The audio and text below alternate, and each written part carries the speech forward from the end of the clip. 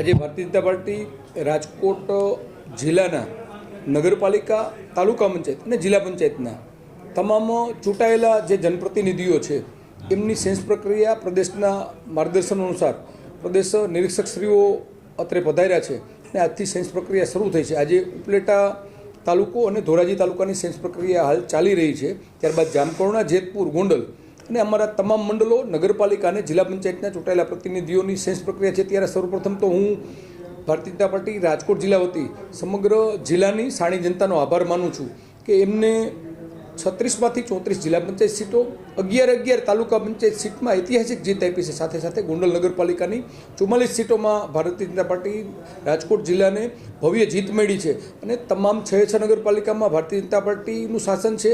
આવનારા સમયમાં 11 તાલુકા પંચાયતોમાં પણ ભારતીય જનતા પાર્ટીના અમારા આગેવાનો સત્તારૂઢ થવાના છે અને જિલ્લા પંચાયતમાં પણ ઐતિહાસિક 34 સીટો મળી છે।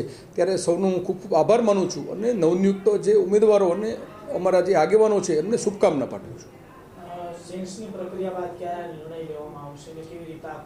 આપ સૌ જાણો છો કે પાર્ટીના જે આ માર્ગદર્શન અને એમના આદેશ અનુસાર આજે સેન્સ પ્રક્રિયા શરૂ થઈ છે। આવનારા સમયમાં પાર્ટીનો જે આદેશ મળશે ત્યારે પાર્લામેન્ટરી બોર્ડ અને ત્યારબાદ જે સામાન્ય સભા જે મળશે અને ત્યારબાદ જે જિલ્લાના હોદ્દેદારો હોય, જિલ્લા પંચાયતના હોદ્દેદારો હોય કે તાલુકા પંચાયત અને નગરપાલિકાના હોદ્દેદારો છે સત્તારૂઢ થશે।